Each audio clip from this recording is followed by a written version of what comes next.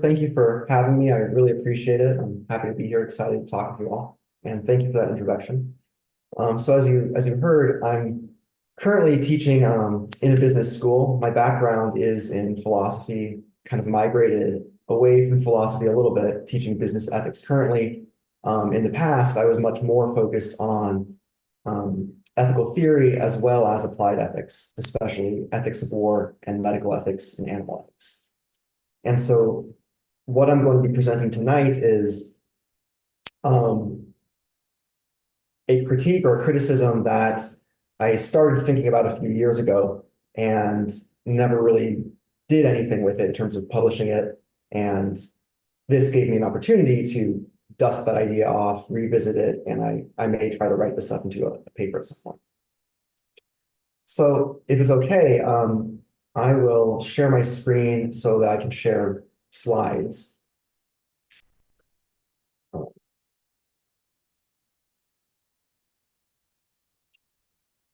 Okay, so it should be, there we go. So first, here's just an overview of the structure of the talk.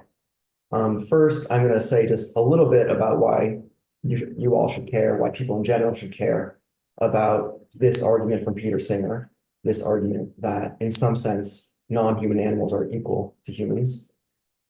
And then we're going to talk at much greater length about what the argument is.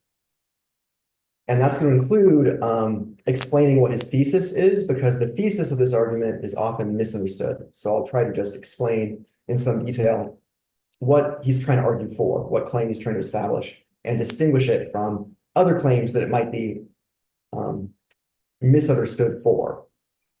And then we'll talk about the reasoning that he presents, the reasoning that Singer presents in support of his thesis. And finally, I'm going to criticize that reasoning, and essentially, I'm going to try to suggest that Singer is begging the question, that he is implicitly assuming the truth of the argument's conclusion in one of the premises in the argument. And I should also say, I'm not sure what the norm is for your center and your talks, but I'm very happy to take questions as we go. Especially if there are clarifying questions, things that I say that are unclear that you want to get some clarification on, please feel free to jump in. And if I don't see you raising your hand, you can always yell at me and tell me to stop.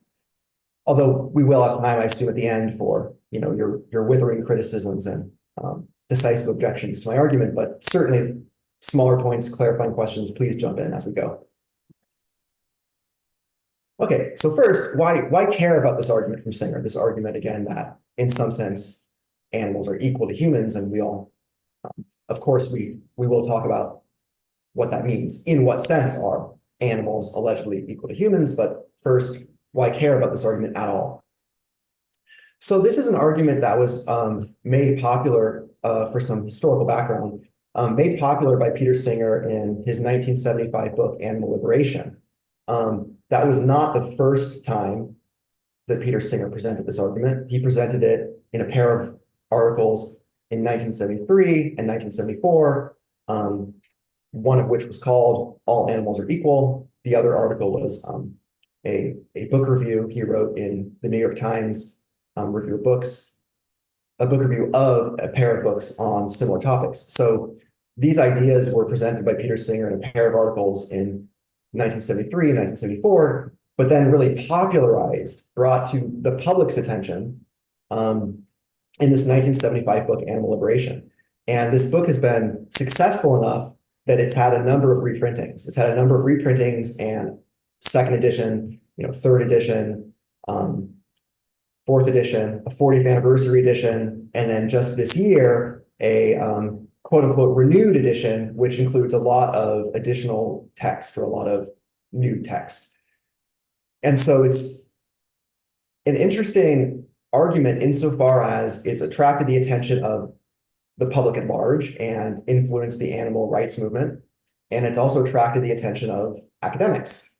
And so it's been a very influential argument both within academia and among the public. And one example of how this argument has been, the argument we will be discussing, one example of how influential it's been within academia is that there continue to be now, 40, 45, almost 50 years after the book was published, there continue to be a significant number of journal articles or even special editions of journals devoted to analyzing this argument. One example is in 2016, the Journal of Applied Philosophy had a kind of feature article by Shelley Kagan criticizing Peter Singer's argument, along with replies from David DeGrazia, Jeff McMahon, and also a reply from Peter Singer himself. So this argument continues to attract the attention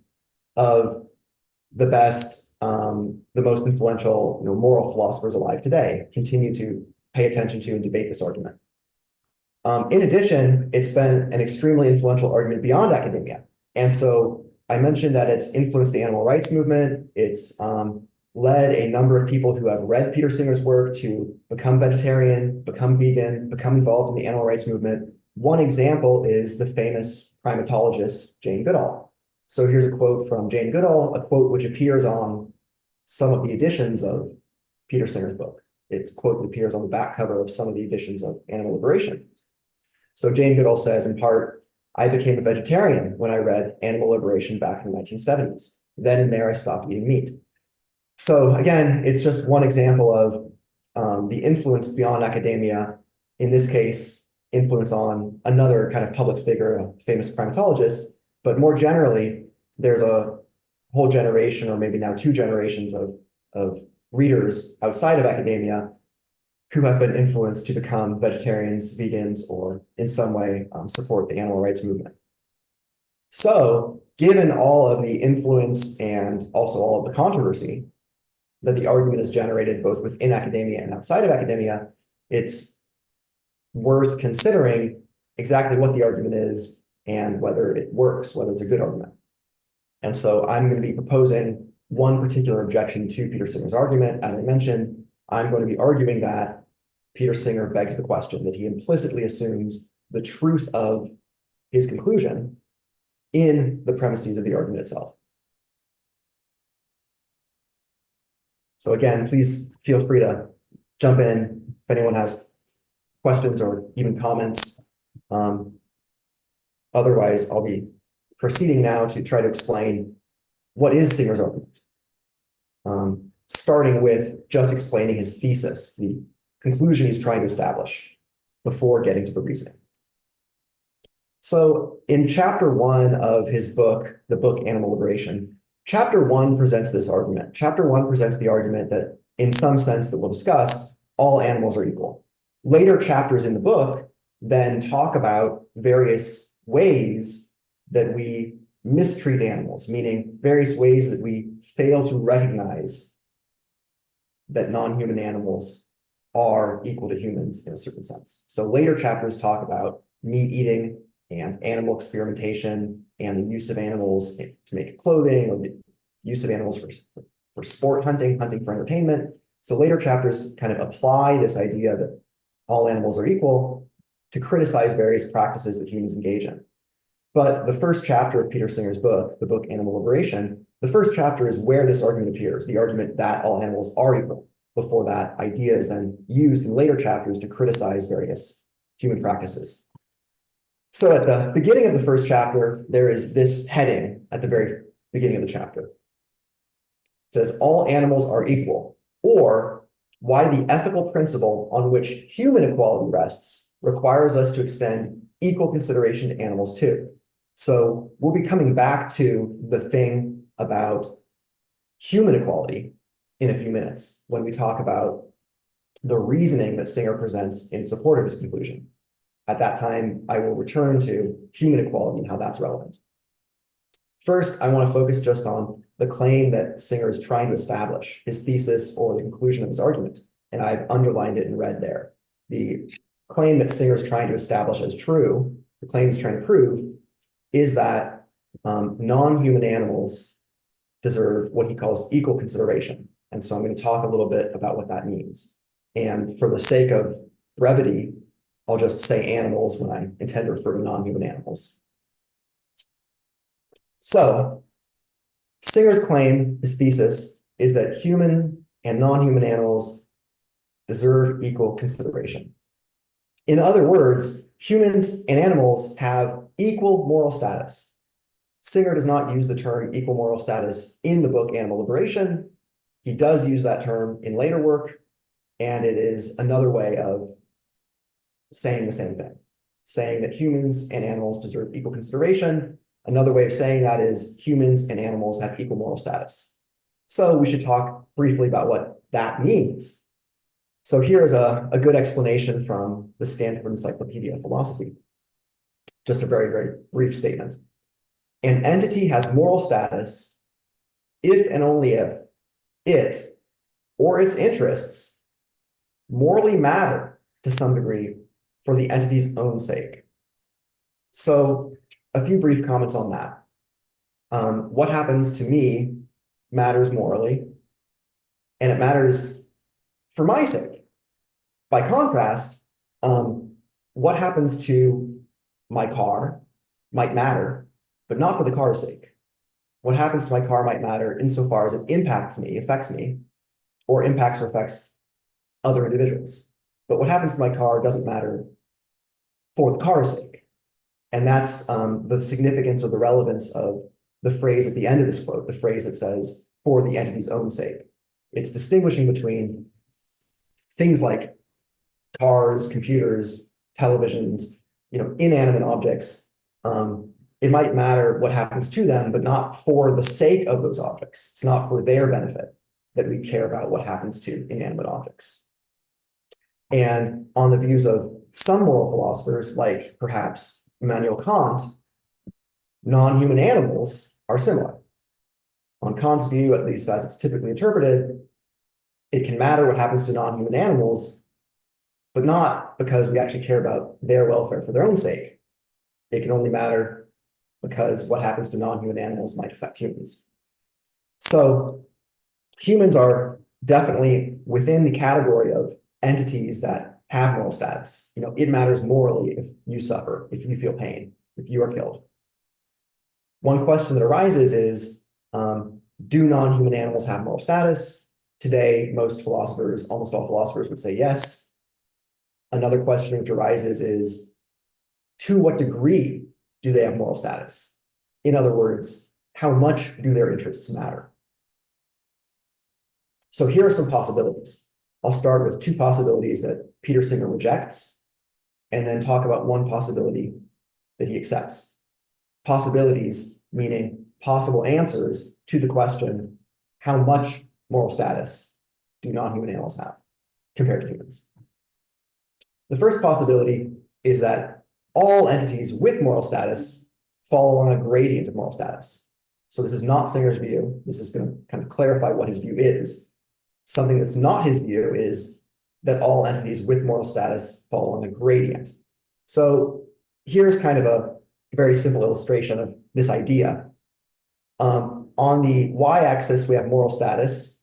The idea there is if there is an entity with higher moral status than some other entity, like if chimpanzees have higher moral status than dogs, that would mean it's more morally important to, for example, prevent the chimpanzee from experiencing a pain, more morally important than to prevent a dog from experiencing the same pain. The same pain meaning equal duration, equal intensity, to the degree that we can measure such things as intensity of pain, duration of pain, to the degree that we can measure such things. If a chimpanzee has higher moral status than a dog, one of the things that means is it would be more morally important to prevent the chimpanzee from experiencing a pain than to prevent the dog from experiencing the same pain. More generally, what we're talking about with degrees of moral status is the degree to which advancing or protecting some being's interests matter, holding fixed the magnitude of the interest. So if one being has higher moral status than another, that means that holding fixed the size of the interest, in other words, holding fixed the degree to which the individual's welfare is affected, holding that fixed, the interests of a being with higher moral status are, by definition of higher moral status, more important than the equally large interests of a being with lower moral status. Equally large, again, meaning has an equal impact on their welfare. So we're holding fixed the size of the interest, in other words, holding fixed the impact on an individual's welfare, and talking about the moral importance of a given impact on welfare. On the x-axis, we have whatever gives you moral status. So for example, on some views, cognitive capacities give individuals moral status. On some views, the more cognitively sophisticated a being is, the more their interests matter. Again, holding fixed the size of the interest. Whatever gives you moral status is on the x-axis. That could be cognitive capacities that you actually achieve, so someone's actual intelligence or actual self-awareness. It could be your ability to develop cognitive capacities. So some people, for example, think that human babies have the same ability to develop cognitively as human adults, or they have the ability to achieve the same cognitive capacities and thus have the same moral status. So what gives you moral status on some views is the cognitive capacities you achieved. On some views, it's the cognitive capacities you could have achieved. On some views, it's something else entirely. But just for illustrating the idea of a gradient of moral status, I want to leave open the question of what might give you moral status. Could be cognitive capacities, could be ability to develop cognitive capacities, could be something else, could be the degree to which God loves you. Totally leaving that open. Just to illustrate the idea of a gradient of moral status. This is one of the views of moral status that Singer rejects. Here's the second view that Singer is going to reject. So this is, again, not Singer's view, but on this view, there's some threshold instead of just a gradient. There's some threshold, and all entities above that threshold have full and equal moral status, while the entities below the threshold have a gradient of moral status. So that would look like this. By contrast, in this first diagram, you have three humans, some of which have higher moral status than others, because some of them have more of the thing that gives you moral status, more cognitive abilities, for example. This view here is probably more common, especially more common among members of the public, but also more common among academics. This view here that all humans have the same moral status. So none of the humans are further up in this diagram. None of the humans are further up on the y-axis. They all have the same moral status, even though some of them have more of whatever gives you moral status, such as cognitive abilities. But on this view, below the human level, there's a gradient. So again, for example, that would mean that it's more morally important to prevent a chimpanzee from experiencing a certain pain than to prevent a dog from experiencing a pain of the same intensity, the same duration. So Singer is also going to reject this view. He's also going to reject the view that all humans have the same moral status, and then everything else has some degree of moral status, less than full moral status. He will also be rejecting that view. So finally, here's what Singer's view is. Again, we're just elucidating or explaining his thesis. We're going to get to the reasoning he presents in a minute or two. So this is the view that Singer is going to defend. This is the view that Singer is going to endorse. He's going to say there are entities with full moral status, and there are entities with no moral status. There are no gradients. In other words, there are entities like humans and chimpanzees and dogs and goldfish. Their interests matter. It matters morally what happens to a human for that human's sake. It matters morally what happens to a goldfish for that goldfish's sake. And then there's other things with no moral status. Doesn't matter what happens to a chair for the chair's sake. It might matter what happens to a chair for someone else's sake. If what happens to the chair affects your welfare, then it does matter morally what happens to the chair. But it doesn't matter for the chair's sake. So this is Singer's view. Singer's view is that all sentient beings, all beings that are conscious, all beings that are capable of experiencing pleasure or pain, have full and equal moral status. And anything that's not sentient, anything that's not conscious, anything that's not capable of feeling pleasure or pain, has no moral status. So I'm going to make one or two clarifications about what this claim is, and then we'll get into the reasoning, Singer's reasoning, that's intended intended to support the idea that this is the correct view of moral status.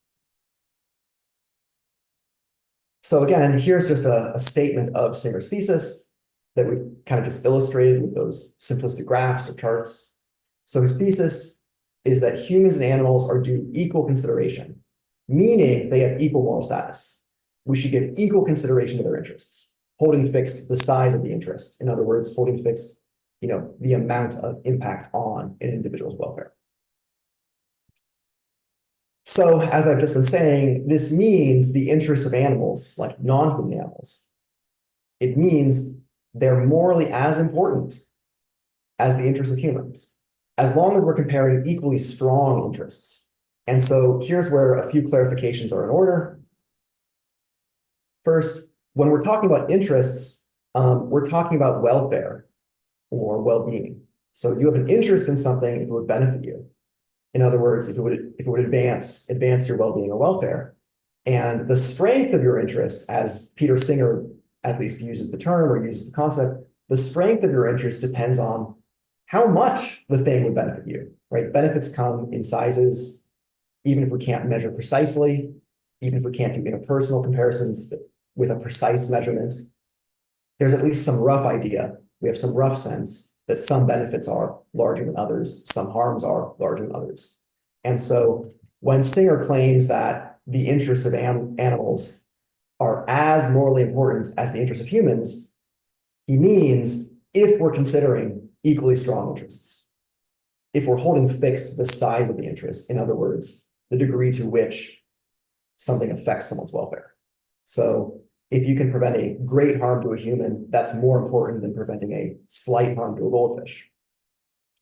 But if you can prevent a great harm to a human or an equally large harm to a goldfish or a dog or chimpanzee, then preventing either one of those two harms would be equally important.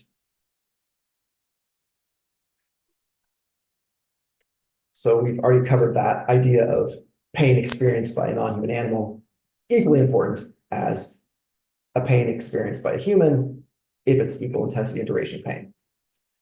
So one more clarification is that giving animals equal consideration, in other words, recognizing that they have equal moral status, that does not require giving them equal treatment. Just to, again, to clarify Singer's thesis before we get into the argument for the thesis.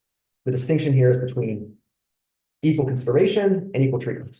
So by analogy, children, human children, most would acknowledge that human children are just as morally important as adults. So most would acknowledge that we owe equal consideration to children. Their interests should be given equal consideration. But that doesn't mean we have to treat children the same as adults. There's a couple of reasons for that. One is children have different interests than adults. For example, children typically need more sleep. It's more in their interest. It's more of a benefit to them to get 8 or 10 hours of sleep. To an adult, it would not be nearly as beneficial to get 8 or 10 hours of sleep. It wouldn't make as much of a difference to an adult's welfare. So that's an example of children have different interests than adults. That's one reason why they can be treated differently. So we should maybe treat children differently in terms of how much they're encouraged to sleep 10 hours a night. In addition, children have different abilities than adults. So most children will have no ability to drive safely, and because of that, they don't have a right to drive.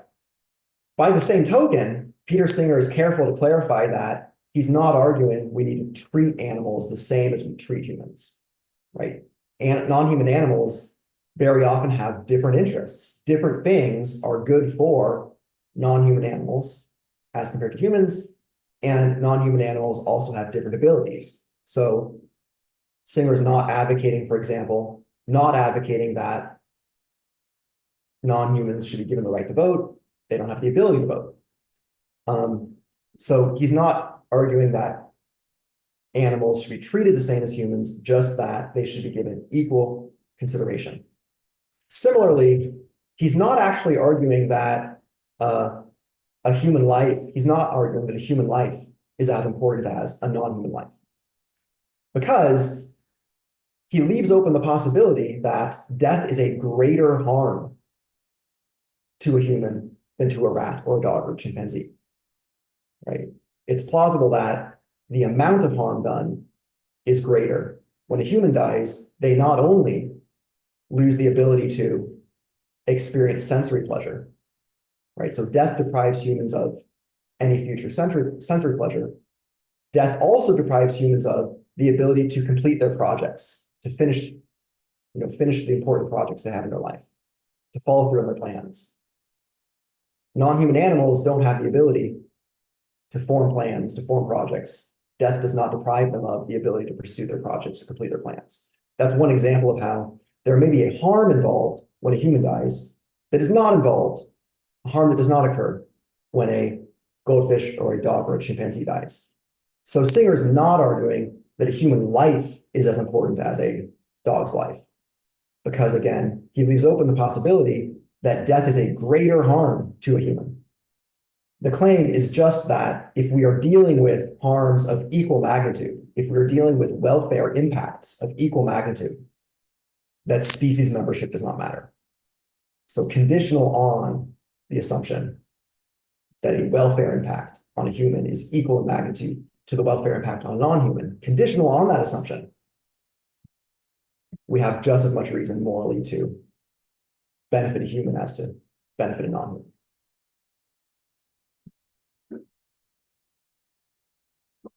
Okay, so that's all just an effort to clarify what the thesis is, clarify what it means to extend equal consideration to non-human animals.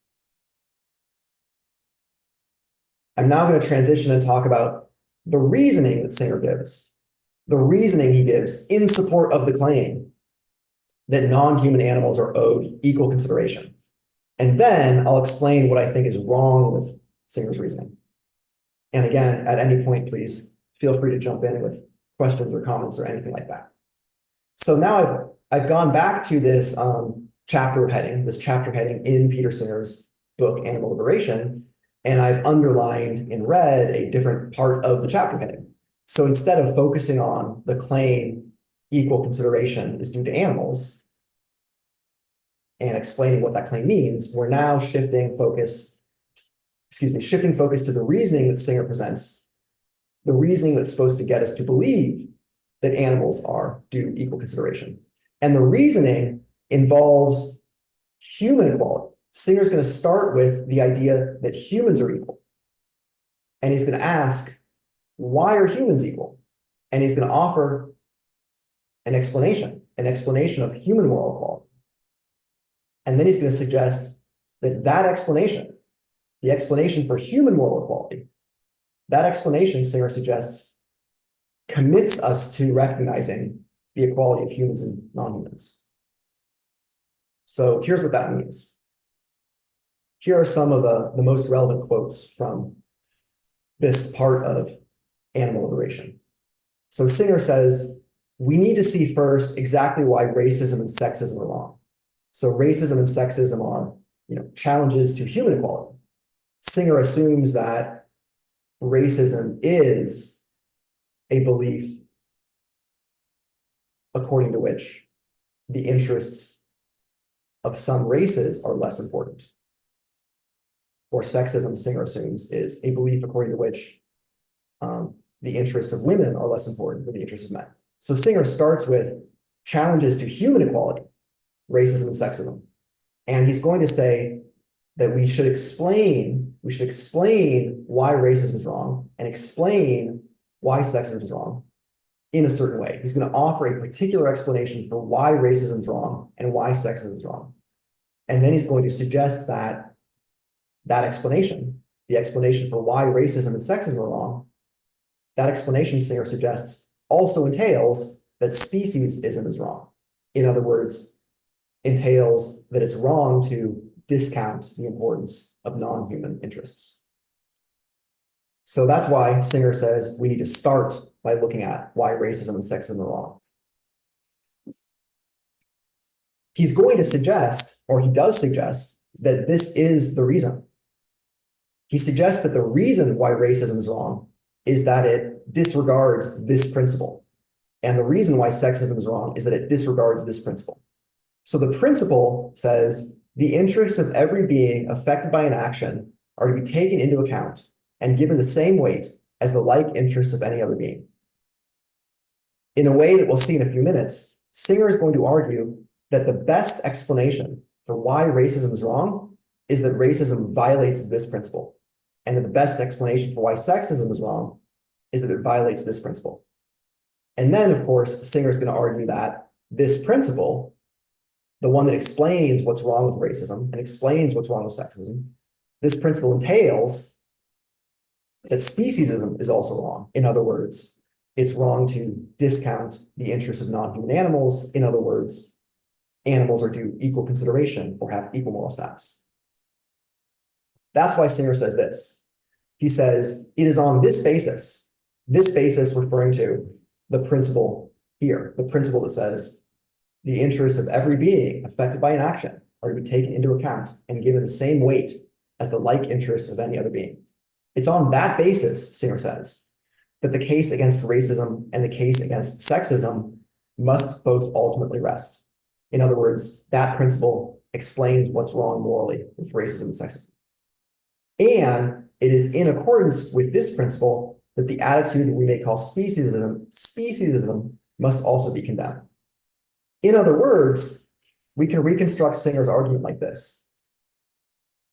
The first premise in Singer's argument, as I'm reconstructing it, is this. Sexism and racism are morally wrong because the interests of all are equally morally important, and because sexism and racism do not recognize that the interests of all are equally morally important. But of course, if that's the explanation, right, if that's the reason why sexism and racism are wrong, it follows trivially that the interests of all are equally morally important. That's just part of what's asserted by the first premise.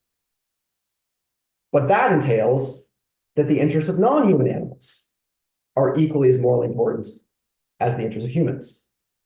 So that's just my premise, conclusion, reconstruction of passages such as these.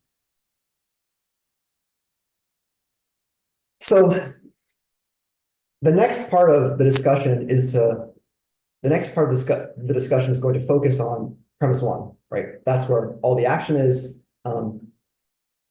If Singer can successfully defend premise one, then everything else kind of just follows by force of logic. So why believe premise one? In other words, why believe that like the reason sexism and racism are wrong is that the interests of all are equally morally important? Why believe that that is the explanation or is the reason why sexism and racism are morally wrong? So Singer essentially uses a form of argument called inference to the best explanation. So we use this form of argument or form of reasoning all the time, inference to the best explanation. If I see, for example, if I see crumbs on my kitchen table in the morning, and I see a dirty knife in the sink with peanut butter and jam on it, I might come to believe that my roommate had a snack during the night, even though I don't have direct evidence of that. I might come to believe that my roommate had a snack during the night because that seems like the best explanation for the evidence. And so inference to the best explanation is a type of reasoning which we use all the time, and Singer is going to be using that in a way that I'll discuss in a minute to try to reach the conclusion that the interests of all are equally morally important. Sorry, there's a message in the chat. Patricia Casey says this is a circular argument from P1 to P3. So I think I agree. I think that's essentially, I'm going to be arguing that his argument's question begging. And begging the question is very closely related to being circular. I don't think it's literally circular. He's not saying A because B and B because A. Like strictly speaking, it would be circular if he was saying proposition A is true because proposition B is true, and proposition B is true because proposition A is true. I don't think he's quite doing that, but that's like very, very similar to begging the question. The idea of a circular argument is very similar to begging the question. And I am going to be arguing he's begging the question. So Patricia, I think that we're on the same page. Premise one is not, asserting the very same thing as the conclusion, nor is he gonna explicitly say that premise one is true because of the conclusion. But I am going to be arguing that he's kind of smuggling in the assumption that the conclusion is true in what he says in defense of premise one. So in that sense, I think that you and I are on the same page. So David, you say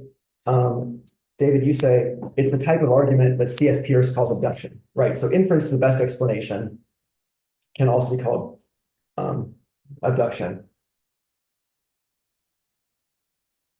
And you're right, it's not a deductively valid type of argument.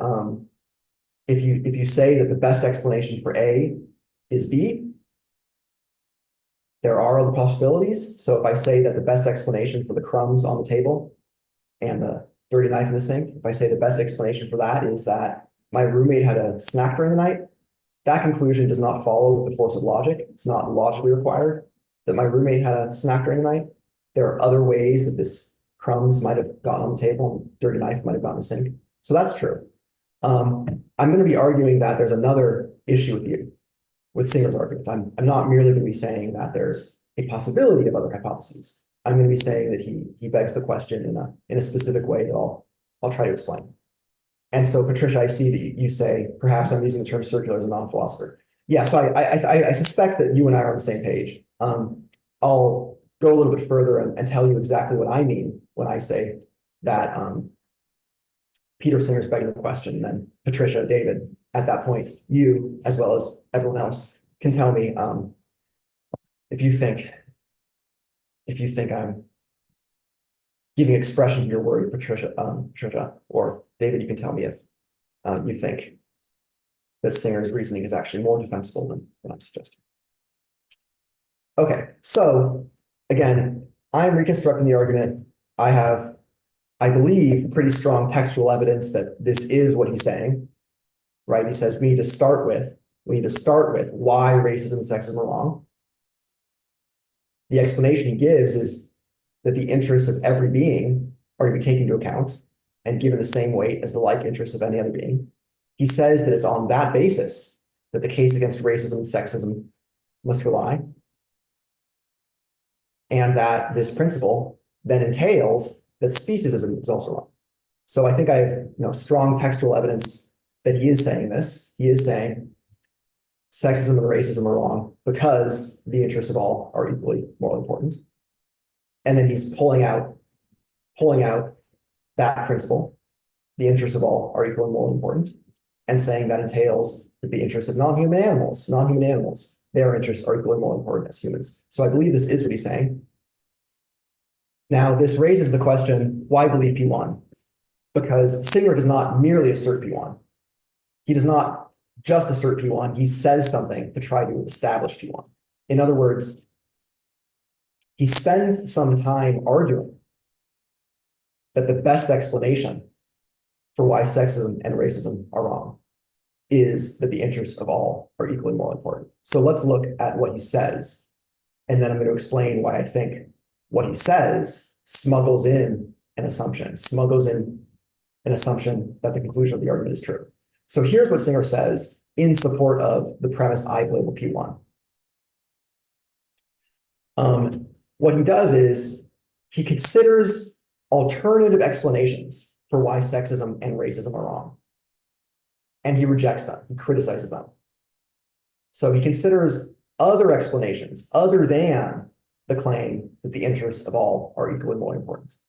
And he rejects them as inferior explanations, thus supporting the claim that this is the best explanation.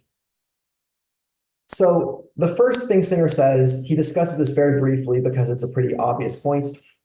He says, this is not a direct quote until, well, it is a direct quote from this place on.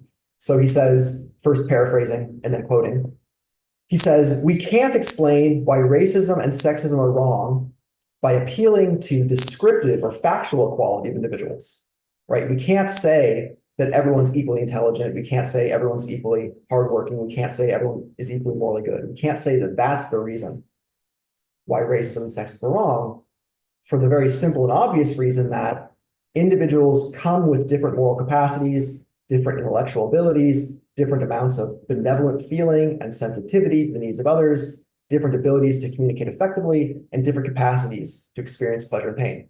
In other words, Singer is saying that as a descriptive matter, as a factual matter, individuals are not equal. So the explanation for why racism is wrong can't be that it disregards the descriptive equality of individuals. Or the explanation of why sexism is wrong can't be that it disregards the descriptive equality of individuals. So Singer says, if the demand for equality were based on the actual equality of all human beings, we would have to stop demanding equality. So clearly, the explanation for why sexism and racism is wrong, the explanation can't be that humans are actually equal in the capacities that we might think are morally relevant, such as the capacity for moral feeling or intellectual ability. So the second and only other explanation, he only considers these two possibilities. The only other explanation Singer considers is that sexism and racism might be wrong because there's no difference in intelligence or capabilities or moral feeling between sexes or races. In other words, this first explanation, which Singer quickly rejects, the first explanation would say each individual is equal in their abilities, in their intelligence, in their moral capacities. Each individual is equal. The second explanation says there are differences between individuals in intelligence or differences between individuals in moral sensitivity, but not systematic differences between sexes. The sexes are, on average, equally intelligent, or the sexes are, on average, equal in their moral capacities, and likewise for races. So this is a slightly more sophisticated attempt to explain why sexism and racism are wrong. It doesn't claim that every single individual has the same capacities, but it claims that men and women on average have the same capacities, or people of one race and people of another race on average have the same capacities. And this alternative explanation says sexism is wrong because it, mistakenly assumes or disregards the fact that the sexes on average are descriptively equal. So Singer has two objections to this explanation. Singer says there's two problems with explaining the wrongness of sexism or racism in this way. First, Singer says this would not explain why it would be wrong to disregard the interests of the unintelligent or those who lack certain capabilities.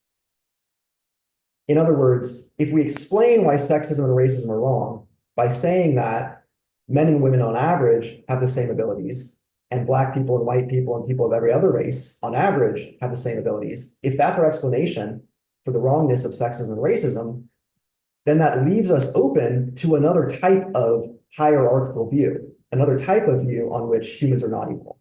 It leaves us open to a type of hierarchical view on which the interests of the unintelligent or those lacking moral capacities, those lacking benevolence, those lacking the ability to communicate, right? There's another type of hierarchical view on which people lacking such abilities, we can disregard their interests. And Singer says, no, that would be wrong to disregard their interests. And so we want an explanation of the wrongness of racism and sexism that does not leave us open to this other type of discriminatory hierarchical view. The second problem that Singer says faces this explanation, the second problem with explaining the wrongness of racism or explaining the wrongness of sexism by saying there's no systematic or on average differences, no systematic differences between the sexes or the races. Singer's second objection to that is that ultimately, Singer writes, ultimately, it's an empirical matter whether men and women are equally intelligent, equally hardworking, have equal capacities for benevolence, similarly with people of different races. Singer says, ultimately, that's an empirical matter. And if hypothetically, Singer writes, if hypothetically, scientists were to discover that one of the sexes has more of these abilities than the other, or that some races have more of these abilities than the other, the ability for moral feeling, sensitivity to the needs of others, intellectual abilities, whatever. If science were one day to discover that there were systematic differences between sexes or races in those abilities, Singer would still say it'd be wrong to disregard or discount the interests of any sex or any race. And so he doesn't want to base the rejection of sexism or base the rejection of racism on an empirical claim about the average abilities of men and women, or the average abilities of one race and another. Because even if science told us that there were systematic differences between sexes or races, we would still want to say that everyone's interests are equally more important. So those are the two explanations that Singer considers. He only considers these two alternatives. Again, alternative explanations for why sexism and racism are morally wrong. He considers the explanation that says sexism and racism are wrong because all individuals are equal, and he considers the explanation that says sexism and racism are wrong because all sexes are equal on average and all races are equal on average. And he rejects them. He rejects them and says those are worse explanations than his explanation, right? His explanation is sexism and racism are wrong because the interests of all are equally morally important. And he's suggesting that that's the best explanation, that these alternative explanations are worse. And of course, it trivially follows that if that is the right explanation, if the best explanation for why sexism and racism are wrong is that the interests of all are equally morally important, it follows trivially that the interests of all are equally morally important, and hence the interests of non-human animals are as morally important as the interests of humans. So wrapping up Singer's reasoning before I talk about why I think it's question begging, wrapping up Singer's reasoning, we can see, again, textual evidence that this is the type of argument he's making in passages such as this one. Singer writes, many philosophers have proposed the principle of equal consideration of interests in some form or other as a basic moral principle. But not many of them have recognized that this principle applies to members of other species as well as our own. Right? So he's saying that equal consideration of interests is implicit in what we say, for example, what we say about racism and sexism, and that once we realize that, we have to extend that principle to non-humans.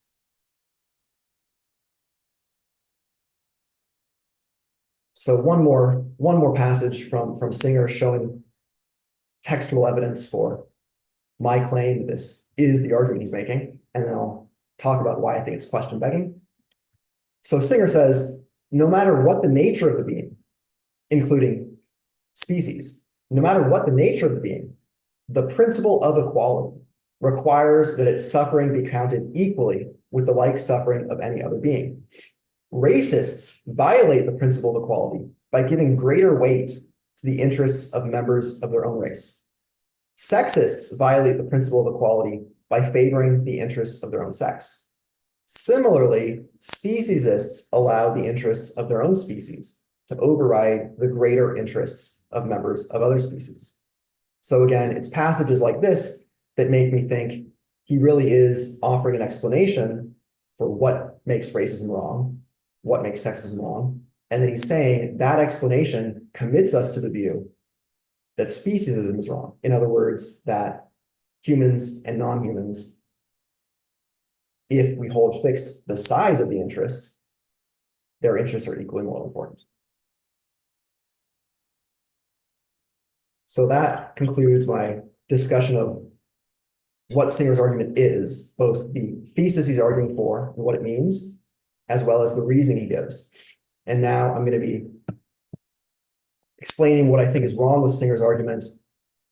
And again, I think that Patricia has foreseen what I'm going to be saying, and probably a number of other people have as well.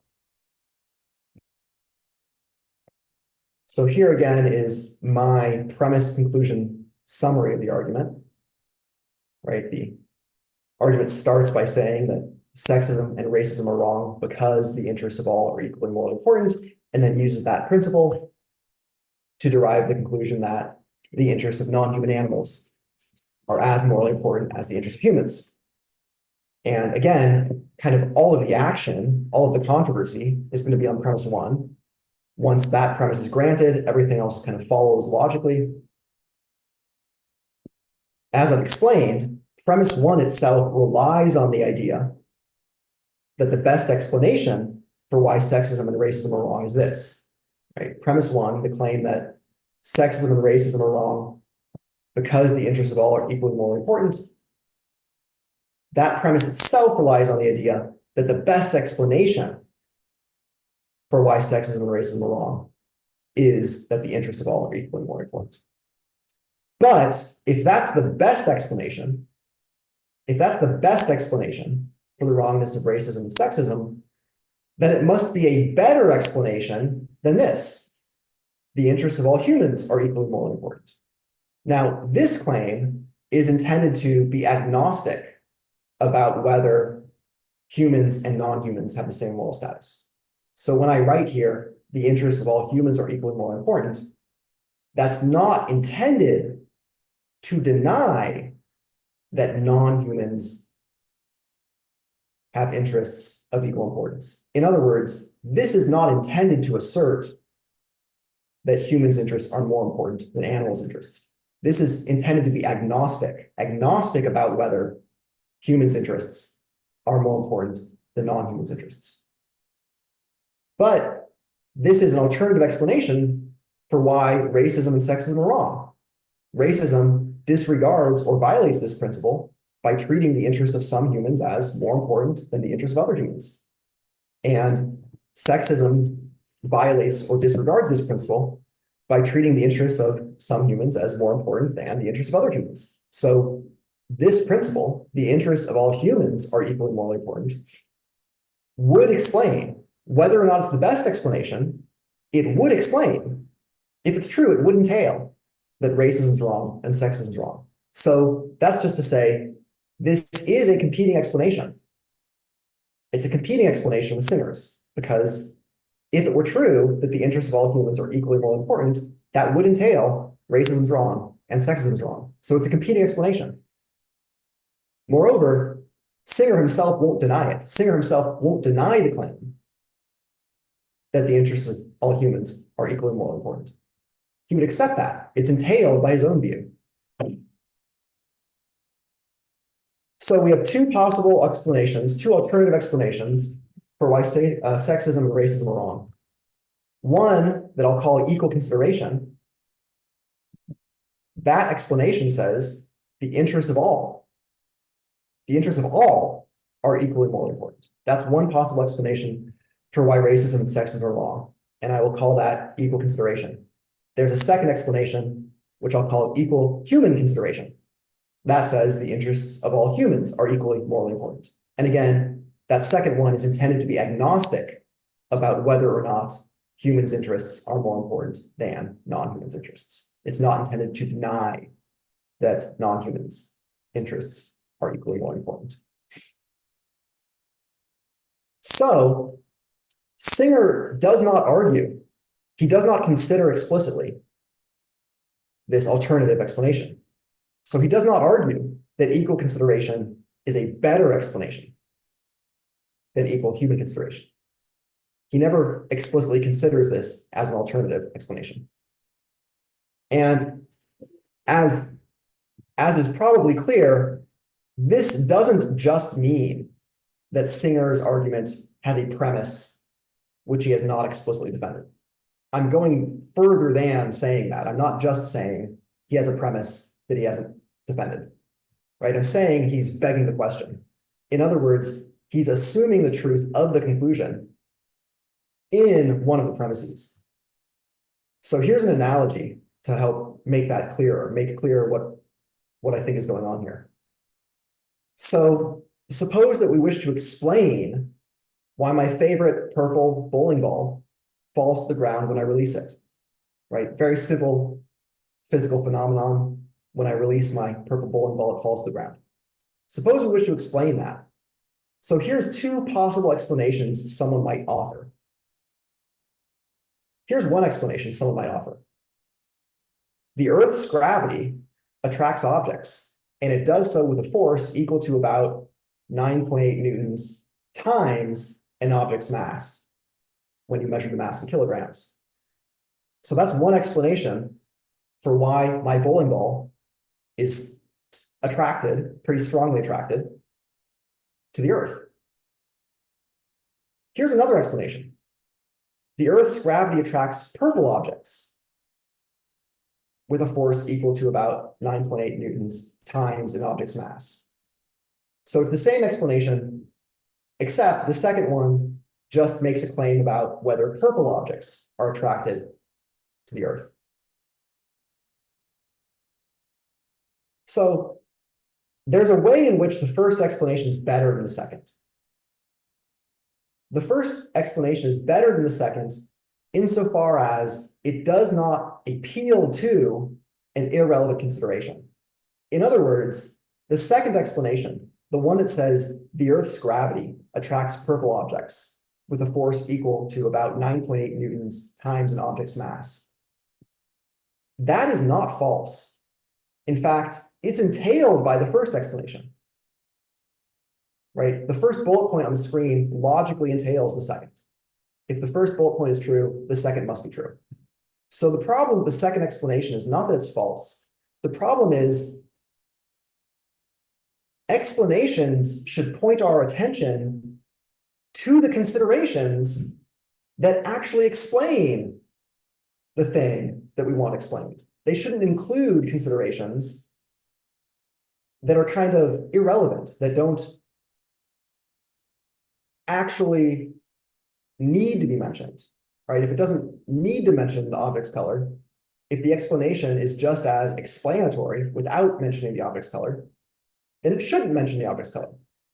So that's just a way of saying that the second explanation is worse because it includes reference to a consideration that just has nothing to do with the phenomenon we're trying to explain. The object being purple isn't part of what causes it to fall. So the explanation shouldn't mention the color. So going back to the two alternative explanations for why racism and sexism are wrong, Singer's explanation is equal consideration. In other words, the interests of all are equally more important. There's an alternative explanation. The interests of all humans are equally more important. I'm calling that equal human consideration. So again, Singer does not argue that the first of those explanations is a better explanation than the second. Better explanation for why racism is wrong and sexism is wrong. He doesn't argue that. He assumes that. So he must be assuming that species membership is an irrelevant consideration. Just as we said that when explaining why my bowling ball falls to the ground, a better explanation would leave out reference to the color of the bowling ball because that's irrelevant. It doesn't have anything to do with why the bowling ball falls. In the same way, Singer seems to be assuming that the first explanation here, equal consideration, is better than the second one. Well, he is assuming the first explanation is better than the second because he says the first explanation is the best explanation. So he is assuming the first explanation is better than the second. But that implicitly is assuming that the reference to humans in the second explanation is irrelevant. By assuming that the first explanation is better than the second explanation, that is implicitly assuming that the reference to humans in the second explanation is irrelevant. Because again, the second explanation here, that statement at the second bullet point, it's not false, and Singer would not say it's false. Indeed, it's entailed by his preferred explanation. So Singer would say it's true. It's true that the interests of all humans are equally more important. But although true, Singer's assuming that it's not the best explanation for why sexism and racism are wrong, which is implicitly assuming that the reference to humans is unnecessary. The reference to humans brings in an irrelevant consideration. And that's why the better explanation leaves out the reference to humans. So this is assuming that species membership is irrelevant to moral status. Assuming that the first explanation here is better than the second is assuming that species membership is irrelevant to moral status. In other words, Singer is assuming that humans and non-humans have equal moral status. But that's the conclusion of his argument. So in claiming that equal consideration is the best explanation for why racism and sexism are wrong, Singer is implicitly assuming the conclusion of his argument. Namely, humans and non-human animals have equal moral status, i.e. species membership is irrelevant to moral status. So that's what I mean when I say he's begging the question. He's assuming the truth of the conclusion in one of the premises, which of course is a flaw with the argument. It's a flaw because you want your argument to be able to convince someone who does not already accept your conclusion. You want to be able to go up to someone who maybe is on the fence, does not already accept your conclusion. You want to be able to give them premises which lead them to accept your conclusion. And that's not going to happen if the conclusion itself is in the premises, right? Anyone who rejects the conclusion will reject the premise that smuggles in the conclusion. And so the argument won't convince anyone. So the final thing I'll note is Peter Singer has relatively recently, 2016, responded to an accusation that's a little bit like mine. Shelley Kagan wrote an article not accusing Singer of begging the question, but accusing Singer of giving no argument at all. Shelley Kagan accused Peter Singer of asserting without argument that the interests of humans and non-humans are equally more important.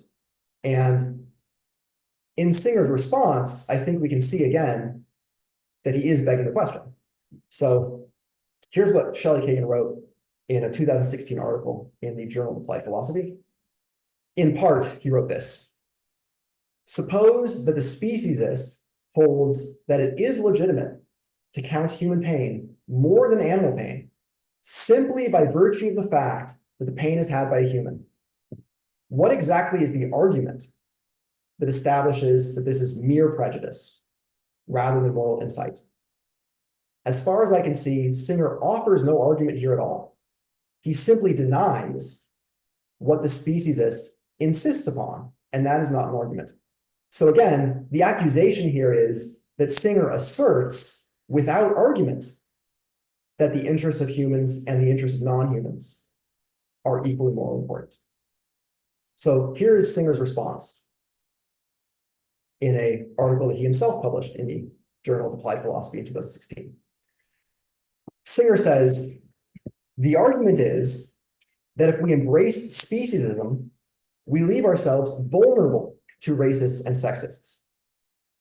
In other words, Singer is saying that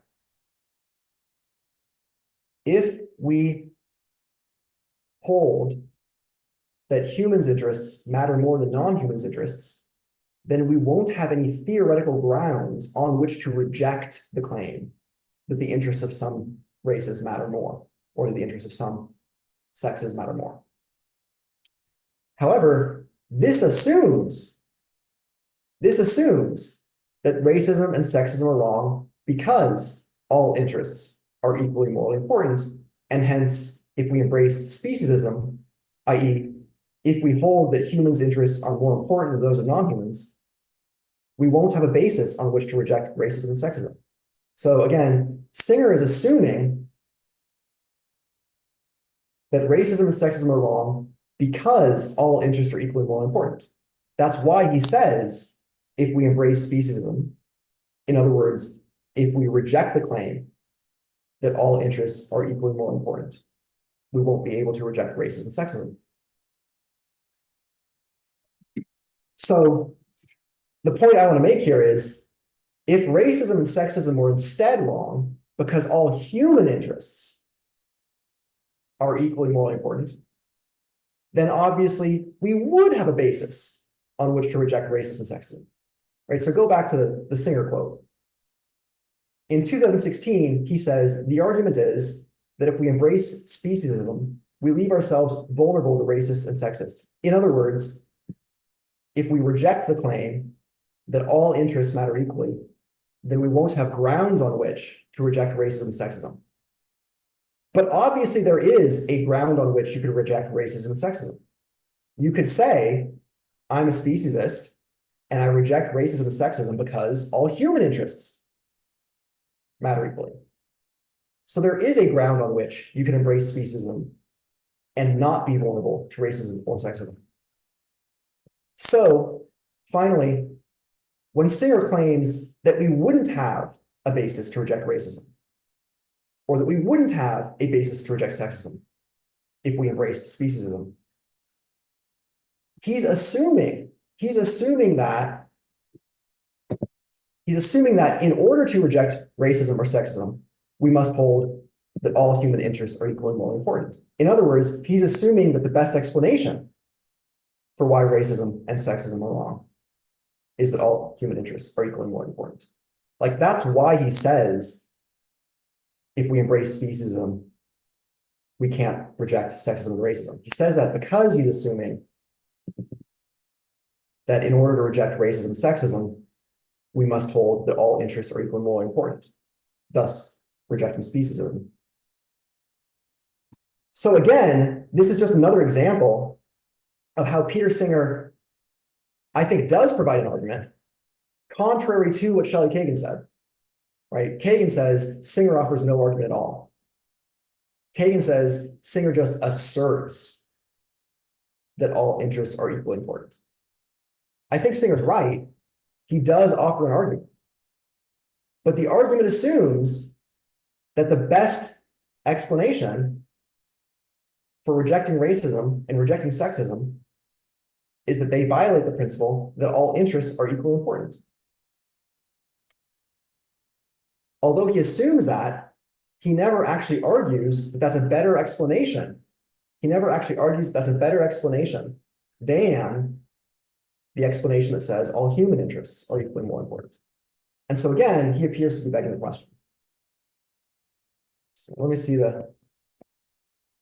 Patricia in the chat says, a Christian would say that the innate value of each human person is what makes racism and sexism wrong. And there's no innate value in other species. Other than that, which human compassion would accord to them. So I think that's a good point, Patricia. There are kind of theoretical reasons why you might hold that racism and sexism are wrong because all humans have equal worth. Theoretical reasons for motivating that alternative explanation. I was making a less ambitious point. Peter Singer himself never considers this alternative explanation. He just assumes that it's not the best explanation, and thereby is begging the question. So I'm done now. I'll clarify. I'm actually very sympathetic to the conclusion of Singer's argument. I just think that there's a logical flaw in how he gets there. So I'm not trying to argue that the conclusion's false. I'm just pointing out that I think the particular argument Singer makes in his book and in more recent writings, like the one I quoted from 2016, the particular argument he makes seems to beg the question, but I'm not arguing the conclusion's false. If I had to commit myself one way or another, I would say the conclusion's true, but I think the argument's faulty. So there are more comments in the chat, but I'll let you all jump in with your voices now. So thank you all, and I'd love to hear what you all think. Well, thank you very much, Professor Bonner. It was a very interesting talk, very thorough. There's a comment in the chat, so I'll read that first, and then if anybody wants a question, put your hand up or just type something in the chat if you don't want to do it that way. So the comment is from David Davray, and it says, your argument is right. Must be added that on a purely materialist conception of humans, there is no compelling reason to think all humans are equal. Christians have their argument for belief, as Patricia Casey says, but philosophers need non-faith-based arguments. Thomas Nagel provides it. Thomas Nagel, if we hope to include the human mind in the natural order, we have to explain not only consciousness as it enters into perception, emotion, desire, and aversion, but also the conscious control of belief and conduct in response to the awareness of reasons, the avoidance of inconsistency, the subsumption of particular cases under general principles, the confirmation or disconfirmation of general principles by particular observances, and so forth. This is what it is to allow oneself to be guided by objective truth rather than just by one's impressions. So I suppose a basis of equality based on the rational nature of human being is part of what that's involved. I don't know whether you want to respond to that, Ben. So I certainly agree that there's no compelling reason to think that all humans have, equal intellectual capacities or even equal abilities to develop intellectual capacities or moral sensitivities. Whether that means there's no compelling reason to think all humans are equal, perhaps. I mean, I think it maybe depends on whether you will say that intuitions about cases can be compelling reasons, or whether you instead think we need a theoretical justification. If intuitions about cases, if firmly held intuitions about cases, and if consistency between cases, reflected equilibrium, if that can be a compelling reason, maybe there's a compelling reason to think all humans are equal. But I agree that it doesn't look like there's kind of a theoretical basis for that belief. Yeah, please jump in. Yeah, I mean, I think that in our particular society, the strong belief in equality is essentially residual, very much influenced by the Holocaust, strong emotional support, but logically extremely frail. And to keep a line between human and animals, you do need some argument which shows that they're different. And that, I think, is where Thomas Nagel is going. He does think that there is mind which is not material, and that does give you the kind of line. Now, that comes from the tradition of seeing humans as differing because they have an immaterial aspect, and that immaterial aspect is not subject to the great differences of physical ability. Any attempt to base human equality on any kind of physical ability may work against racism and sexism, but certainly doesn't work to show that individuals are equal. And I think our society is in a dangerous place in that everybody believes in equality and will say so, but they believe in it without any logical basis. And I think that without the notion of an immaterial mind, that's very vulnerable.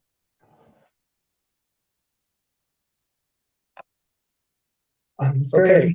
I don't have much to add other than I think that there are a number of philosophers working on theoretical bases for human equality.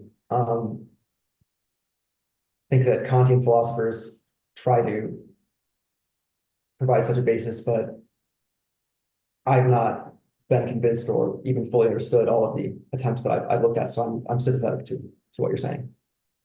I mean, Kant, of course, does believe in an immaterial mind. And in fact, you can map Kant almost exactly onto Thomas Aquinas on these issues. Fair point. Can I just say something that's slightly at an angle to what was just said? But I mean, I very much agree with your argument. I think it's very elegant deconstruction of Singer. See, someone might say this whole project of trying to provide a theoretical basis, a sort of abstract theoretical basis that is essentially metaphysical, doesn't really capture what's maybe offensive in racism and sexism. And also, by effectively talking about our favoring of fellow humans as a prejudice, misrepresents, our pretty fundamental moral experience. So what's offensive about racism and sexism? And I apologize to any racists and sexists who haven't spoken yet. So if they want to come in, then defend that position, please do. But one of the things that's offensive about those attitudes is that you're sort of, or one way in which it takes form is that you know better than the people of the other race or the people of the other sex. That there's a sort of there's a higher knowledge that you have, and the experience of those people is therefore, in a sense, not relevant or not worthy of a kind of respect. Now, it seems to me that doesn't really come into play with animals. The animals can't answer back. Okay, they don't have another way of going about things.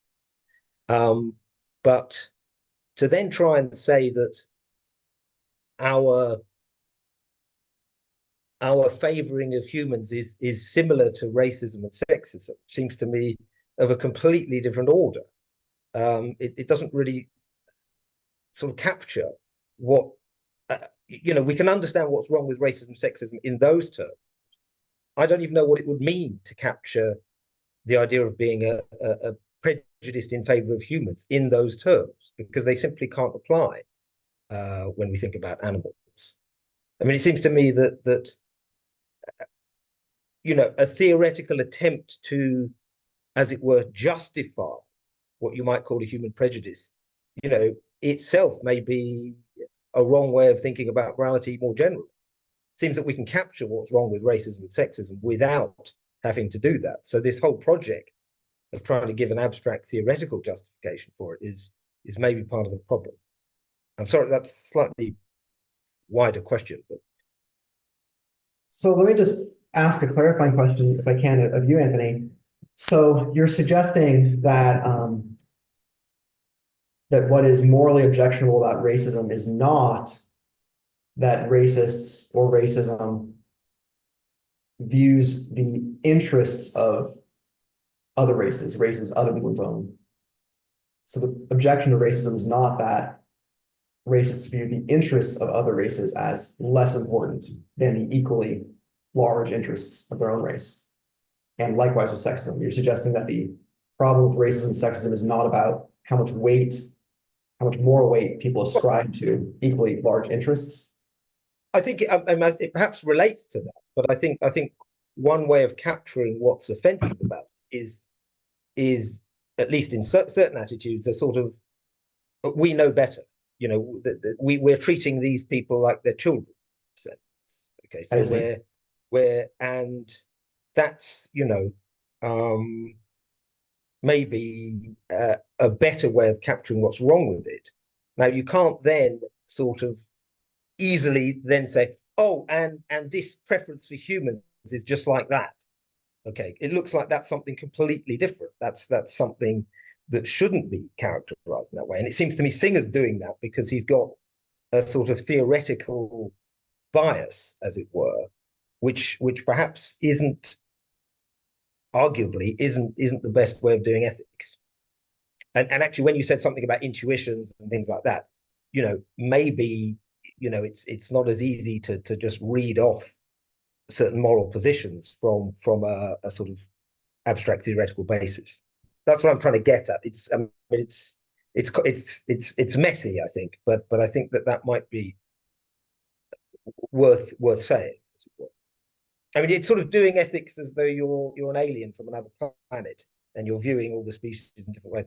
And maybe, when we see racism, sexism wrong, we don't need to go that far. That there are things in our human world that we can refer to, and moral material, as it were, that can show the distorting effects of it, and that's why it's sort of problematic. It's more of an additional thought, as it were, to what you're saying, I think. I understand, and I think that's a really good point. And if I do give this talk again, or if I do write it up into a paper, if it's okay, I will probably incorporate that idea and credit you with it. The idea, as I understand it, would be, I said there's this alternative explanation that Singer's not considering, an alternative explanation for what's wrong with racism and sexism. And I think you're providing another alternative, kind of very different than the one I was suggesting. And you're right. If what's wrong with racism and sexism is that it involves infantilizing or disregarding the intelligence or disregarding the autonomy. You know, you said telling other people that you know what's best for them. So if it involves disregarding the autonomy, the ability of other people or other groups, disregarding their ability to make their own decisions, if that's what's wrong with racism and sexism, then you're right, that is not obviously going to have any implications for treatment of non-human animals, given that they don't have the type I of. mean, I think it links up with what you're saying, because I think, you know, you're making, as it were, an even more fundamental point. But I think Singer's whole approach to ethics is sort of quite alienating of the human world and those kinds of considerations. So yeah, I think yeah. Anyway, that's okay. Helen, Helen Watt. Yes, thank you very much, Ben, for your interesting talk. I was just thinking, if Singer wanted to regroup, I mean, you certainly showed there's a big problem with his approach, but if he wanted to regroup and say, well, surely it's something about humans that makes their interests important. And in fact, you know, all of us, when we see sci-fi things about alien species, think that ET ought to be treated decently and so on and so forth. Now, you don't have to agree with Singer's view on why that might be so, but you can say, yes, there's something about human species, the human species, that makes it important, and that's the fact that it's a rational species. So, I mean, surely it's natural to go beyond the fact that we think humans' interests are all morally important, and ask why we think that. And even if there are no aliens, surely the fact that we're all very clear what we want to say about aliens, suggests that it's something about the kind of being that we are. So a rational kind of being. So that sounds like an argument that Shelley Kagan, the guy I quoted who was criticizing Singer, he also, in addition to criticizing Singer by saying that Singer doesn't provide an argument, saying that Singer just asserts that all interests are equal. Kagan also develops a similar view in the same paper, a view on which there are species where, for some species, the typical member of the species has certain cognitive abilities, and there are some species where the typical member does not have the cognitive abilities in question. And then Kagan's suggestion was that that's a morally significant difference, perhaps. Is that the kind of thing that you're saying, that we should think about not the actual abilities of an individual, but the species typical abilities? I wouldn't say so much typical, because that sounds just like the incidence as a matter of fact. And you know, if most humans die in early infancy, then typical humans won't be rational. But humans are oriented to rationality, just like Martians are. You know, if there were any Martians. It's part of the fulfillment of humans that they be rational. You know, even if in certain times of history, most humans have died in early infancy or before. So it's not right. So it's not about a typical human, but something about a rational nature. How, given certain conditions, something about a rational nature. Humans' fulfillment includes rationality. Yes. Just like Martians' fulfillment would include rationality, and because humans are oriented to rationality in some way, even if that orientation is thwarted in many humans. I see. Yeah. So that's definitely an attractive position insofar as it might allow us to find a theoretical justification for some of our pre-theoretical intuitions or pre-theoretical beliefs about even cognitively challenged humans having higher moral status than comparatively cognitively sophisticated non-humans. I do think that there's kind of a potential objection or problem. It's not clear to me, at least, why a nature that is not developed or nature that does not come to fruition would affect the moral status that you actually have. If what matters is rationality or any capacity in general, I'm not sure why the morally relevant fact would be that your nature is oriented towards that capacity rather than the fact that you've actually developed it. In other contexts, at least, it seems like what matters is an individual's actual abilities, not the fact that they could have developed certain abilities under other circumstances. Sorry, that's very vague, but yes, no, I see what you mean, but I suppose in the case of medicine, we're used to the idea that this kind of being ought to have this, and it's a shame if they don't, and let's see if we can try and get them to achieve that. So yes, but yeah, so yes, I think that, sorry, go ahead. You know, you go ahead. I was going to say, I think that that's, you know, a very good suggestion. At the beginning of your comment, I think you said something about if Singer were to regroup. Is that right? If Singer were to regroup, like if he were to modify his argument to improve it? Or no? Well, I suppose if Singer might say, for goodness sake, you know, expanding circle and all that, you know, surely there's a reason why humans' interests matter, and might not that reason apply at least to aliens, and Right. I would argue Singer will say to non-national species as well. But to which someone who believes that rational orientation is what's important can just reply, well, the reason we're all happy to, you know, be nice to ET, particularly nice to ET, is because ET is a rational kind of being. Right. Yeah. So I don't think that Singer would ever say that, just because he's very committed to certain theoretical principles that would clash with it, including. Oh no, Singer wouldn't say the last bit, but Singer does talk about the expanding circle, doesn't he? I mean, it's a long time since I've read Singer properly, but and expanding circle, I suppose I'm saying lots of people who believes it's humans that are special in fact would be prepared to expand the circle to include rational kinds of being. That's true. Singer himself would. He would very is very committed to theoretical reasons that would want him to expand the circle beyond. Yes, no, absolutely, yes. But I agree that he would want to expand it at least to rational aliens. In any case, this is a really interesting suggestion that I'll have to think more about, kind of coming from a very different intellectual orientation, very different intellectual tradition in terms of what might give someone moral status, right? Pointing to not the abilities an individual actually has, but something about the abilities they could develop or would develop under certain circumstances.